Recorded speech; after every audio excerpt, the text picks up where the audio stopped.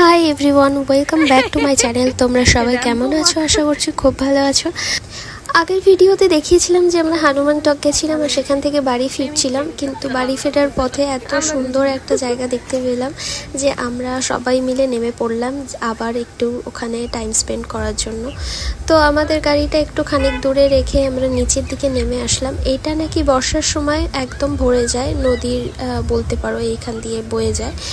তো এত ভালো লাগছিল সামনে দিয়ে দেখতে। সন্ধে হয়ে এসেছিল, বাট তবুও আমরা একবার গেছিলাম। এখন তো জল ছিল না কারণ শীতকাল ছিল। বাড়ি ফিরে আসলাম।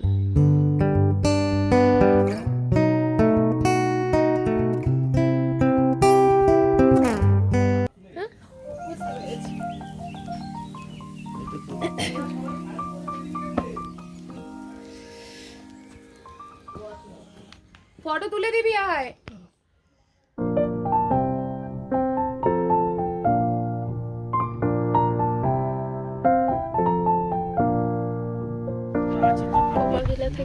Tata bye bye. এই সুন্দর হোমস্টেটা আর এই জায়গাটা ছেড়ে চলে যেতে হচ্ছে, আমাদের ভীষণই কষ্ট হচ্ছিল। বাট এবার আমাদের নেক্সট হোমস্টেতে যেতে হবে, কারণ আর একটা দিনই আমরা থাকছি।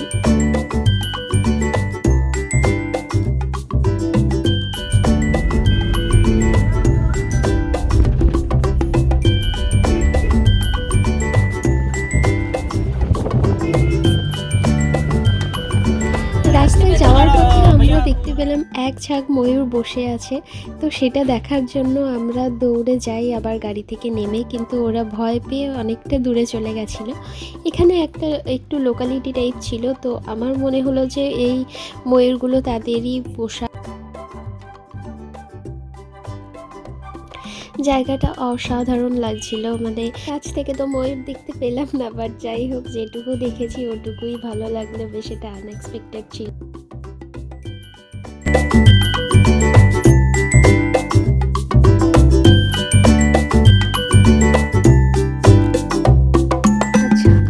আজকে যাওয়ার পথে ছিল, আমাদের সাইট সিন করে যাওয়ার কথা ছিল, সেইভাবেই আমরা ড্রাইভার নিয়েছিলাম যে আমাদের যাওয়ার পথে কয়েকটা সাইট সিন করিয়ে দেবে। এই স্পটটাতে আমরা বেসিক্যালি নেমেছিলাম, আমরা ওয়াশরুমের জন্য খোঁজ করছিলাম। তো ড্রাইভার আমাদেরকে এখানে নিয়ে আসলো, এখানে একটা পাবলিক ওয়াশরুম ছিল। কিন্তু এরপর আমরা তিনটে মেয়ে মিলে এই একটা হিডেন প্লেস আমরা খুঁজে পেয়েছি। আমরা এই জায়গার নামও সত্যি জানি না। সাবধানে এখান থেকে নিচে গেলে এত সুন্দর একটা জায়গা ছিল যে আমাদের সত্যি অজানা ছিল।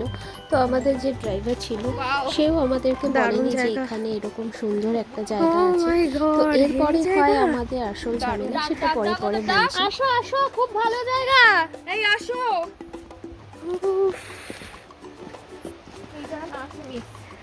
আনএক্সপেক্টেড একটা জায়গা। চলছে কোথায় ওরা? আসছে বোধহয়।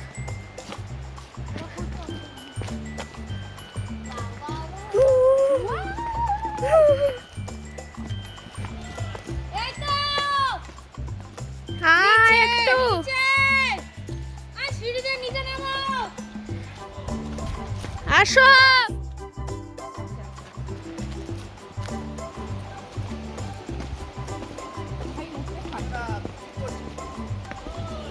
কি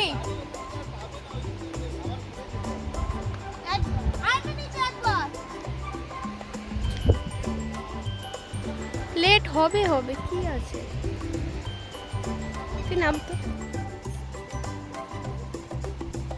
এবার তোমাদেরকে বলি যে কি প্রবলেমটা হয়েছিল। আমাদের যে ড্রাইভার ছিল সে আমাদেরকে বলেছিল যে আমাদেরকে যে স্পটগুলো দেখাবে সেগুলোর মধ্যে ও এই স্পটটাও ধরে নিয়েছে আর একটা স্পট দেখিয়ে দেবে, টোটাল দুটো ধরেছে।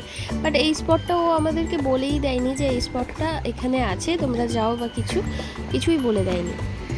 উপরন্তু আমাদেরকে ঘুরিয়ে ঘুরিয়ে আমাদের যে হোমস্টে ছিল সেখানে নিয়ে গেছে, বাট আমাদেরকে মানে রাস্তায় পড়তো, সেই রাস্তা দিয়ে নিয়েই যায়নি যাতে আমাদেরকে ওই স্পটটা দেখাতে হয়। এটা হয়ে গেছিলো প্রবলেম। তো আমরা তো ওখানকার লোকাল না, আমরা ওদের সাথে বেশি তর্কও করিনি। তো যাই হোক, এটা একটা আমাদের খারাপ এক্সপিরিয়েন্স ছিল। তো কোনো ব্যাপার না, আমরা এনজয় করেছি যেটুকু পেয়েছি। বলতে বলতে আমরাও চলে এসেছি আমাদের জিম্বাজ হোমস্টে জায়গা। এই পুরো টাইগারের মতো দেখতে। ও মা, এই দেখো পুরো টাইগার।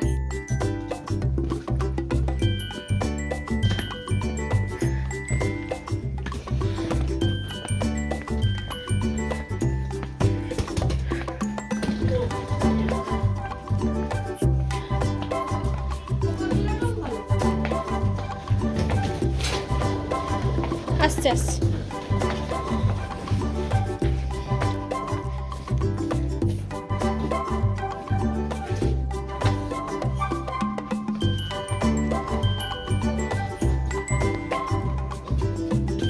কোথায় ওপরে?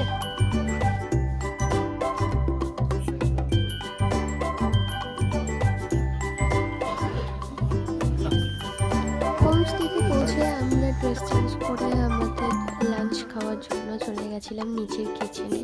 অ্যান্ড এই যে আমরা কিচেনের দিকে যাচ্ছি, এই জায়গাটাও ভীষণ সুন্দর ছিল। মানে তোমাদেরকে কিচেনটা দেখাচ্ছি, এত সুন্দর ভিউ। তোমরা বাইরে বসেও লাঞ্চ করতে পারো বা ডিনার করতে পারো, এত সুন্দর ছিল।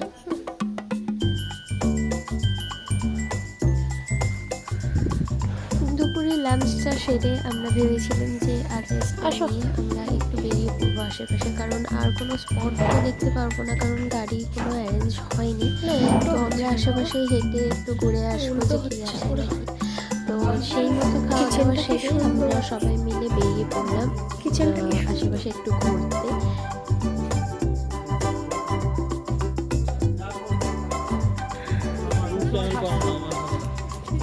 খেতে কে বলছো তোমার ভয় লাগে?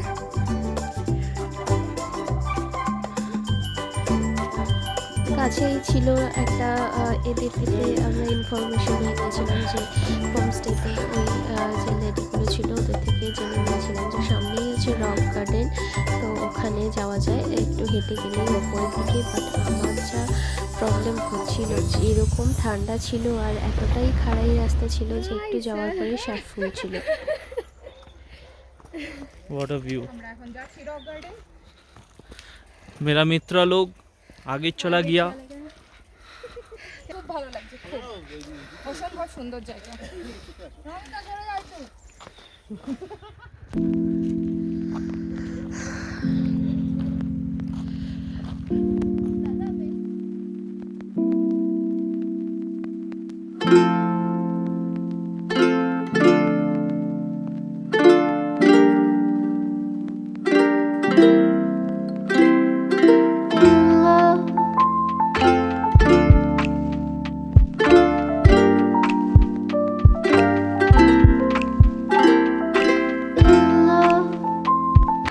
এরপর সন্ধে হয়ে যাচ্ছিল, তো আমরা ভাবলাম যে এবার বাজারের দিকে যাওয়া যাক, কারণ আমাদের কয়েকটা জিনিস লাগবে।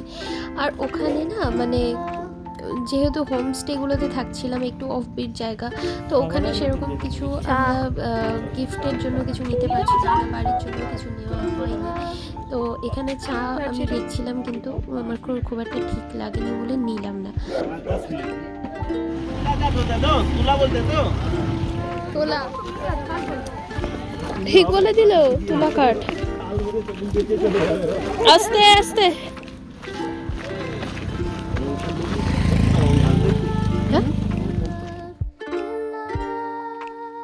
এখানে দীপক আমাদেরকে হাসাচ্ছিল কিছু অ্যাক্টিভিটি করে, যেটা আর মানে আমি কি করে এক্সপ্লেন করে দেখাবো, মানে বলবো তোমাদেরকে সেটা। মানে ওই মোমেন্টটা আমি মানে ভয়েসটা জানি না কিভাবে কেটে গেছে, এখানে ভয়েসটা নেই, না হলে হয়তো তোমাদের সাথে পুরো স্টোরিটা বলতে পারতাম। তো যাই হোক, আমরা মজা করতে করতে এখানকার লোকাল যে মার্কেট ওখানে চলে এসেছি, যে কিছু যদি গিফট আইটেম কিছু পেয়ে যাই তো বাড়ির জন্য নেব। বাট সেরকম কিছুই পাইনি, শুধু জাস্ট কয়েকটা গ্রসারি শপ ছিল যেখানে খাওয়া দাওয়া এইসবই, মানে ওরকম কিছু গিফটিং আইটেম কিছু ছিল না। স্কুলের জুতো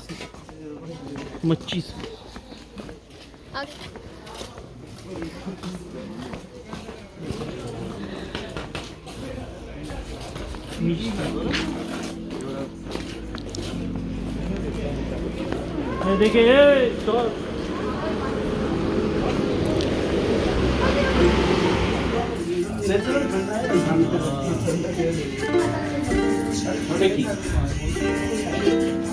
পাশে চমচমের পাশে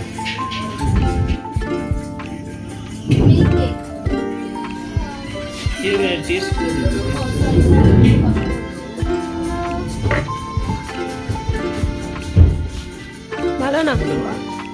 সেটা বল সেটা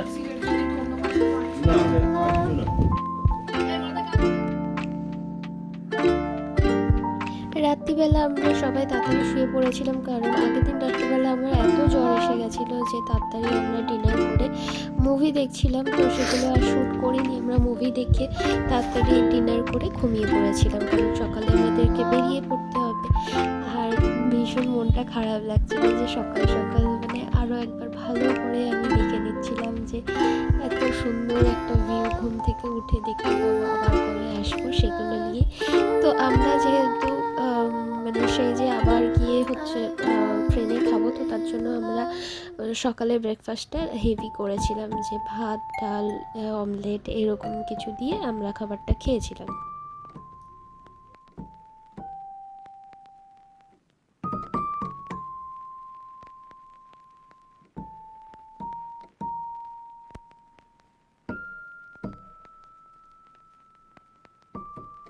সবাই তো এত মন খারাপ করছিল যে আরও 2-1 দিন থাকলে ভালো হতো। যাই হোক, ট্রিপটা শেষ হয়ে গেল, মানে কবে থেকে প্ল্যান করছিলাম যে আসবো আসবো আসবো, তো সেটা এসেও গেলাম। আর দিনগুলো খুব তাড়াতাড়ি চলে গেল। তো যাই হোক, এইগুলো আমরা দেখতে দেখতে সুন্দর একটা পাহাড়ি রাস্তা দিয়ে যাচ্ছি। আর এই যে মাঝখানে আমরা অরেঞ্জ নিয়েছিলাম, খুবই মিষ্টি ছিল, বাড়ি এসে যখন খেয়েছিলাম ভীষণ মিষ্টি ছিল। তো যাই হোক, চলো, আমি তো হাফ রাস্তা ঘুমিয়েই কাটিয়ে দিয়েছি, কারণ আমার শরীরটা একদম ভালো ছিল না, আমি ভীষণ মানে ঘুমিয়ে পড়ছিলাম বারবার। গাড়ি যখন কোথাও স্টপ হচ্ছিল তখনই ঘুম থেকে উঠছিলাম। তো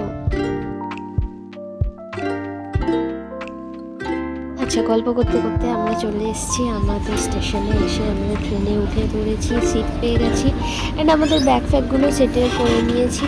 চলো এবার বাড়ি ফিরতে হবে। তো যাই হোক, অনেকটা মনে কষ্ট, একটু মানে কষ্ট হচ্ছিল যে চলে আসছি, আর অনেক অনেক মেমোরিজ নিয়ে যাচ্ছি, অনেক ফটো ফোন ভর্তি করে নিয়ে যাচ্ছি।